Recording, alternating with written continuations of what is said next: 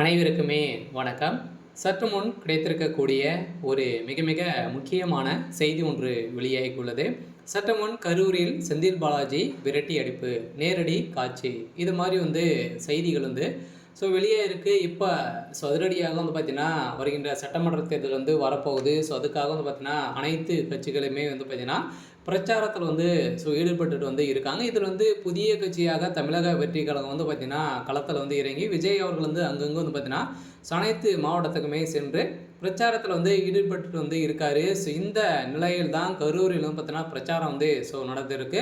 இந்த பிரச்சாரத்தின் அடிப்படையில் விஜய் அவர்களுக்கு ஒரு மிகப்பெரிய ஆதரவு எதிர்பாராத அளவிற்கு பார்த்தீங்கன்னா ஆதரவு கிடைத்திருக்கக்கூடிய நிலையில் தான் செந்தில் பாலாஜியுடைய கதை ஒட்டுமொத்தமாக முடிஞ்சிருக்கு. செந்தில் பாலாஜி அவர்கள் கரூர் கோட்டையாக இருந்த நிலையில் இப்போ அந்த கோட்டை பார்த்தீங்கன்னா உடையும் விதத்தில் தான் விஜய் அவர்கள் அந்த கோட்டையை உடைப்பாரா அப்படின்ற ஒரு மிகப்பெரிய கேள்வியாக இருந்திருந்த நிலையில் இப்போ அதிரடியாக மக்கள் வரவேற்பு ஒரு மிகப்பெரிய வரவேற்பாக விஜய் அவர்களுக்கு இருந்திருக்கு.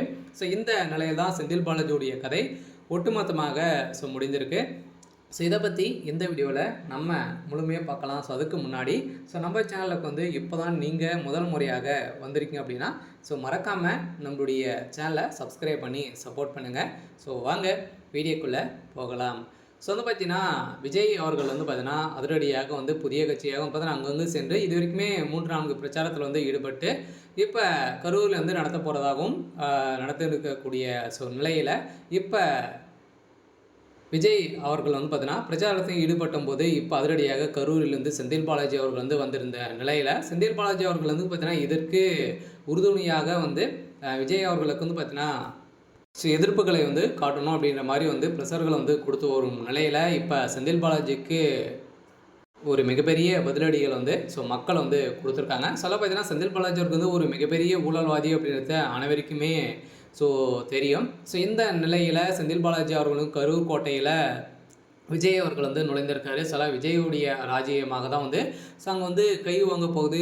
செந்தில் பாலாஜியுடைய கதை ஒட்டுமொத்தமாக முடிய போகுது அப்படின்றத தான் பார்த்தீங்கன்னா இப்போ அதிரடியாக ஒரு அதிர்ச்சியான ஒரு தகவல் வெளியிருக்கு. ஆனால் திமுக அதிரடியாக ஒரு மிகப்பெரிய தோல்வியை தான் பார்த்தீங்கன்னா கரூரில் ஏற்படலாம். தோல்வியடைறதுக்கான மிகப்பெரிய ஒரு வாய்ப்பாக இருக்க போகுது. இருந்தாலுமே புத்தூர் இது வரைக்குமே விஜய் அவர்களுக்கு பார்த்தீங்கன்னா ஒரு மிகப்பெரிய ஆதரவுகள் கொடுத்துருக்காங்க. கரூரிலும் அதே மாதிரி தான் நடந்திருக்கு. இதனால் செந்தில் பாலாஜி அவர்கள் அடுத்த நாளே சென்றிருக்கக்கூடிய நிலையில் திடீர்னு செந்தில் பாலாஜி அவர்களுக்கு கருப்பு கொடி காட்டிய நிலையில் இப்போ சதுரடியாக செந்தில் பாலாஜியுடைய கதை ஒட்டுமொத்தமாக முடிஞ்சிருக்கு. செந்தில் பாலாஜி அவர்கள் விரட்டி அடிக்கப்பட்ட சம்பவம் பரபரப்பை ஏற்படுத்தியிருக்கு. சரி.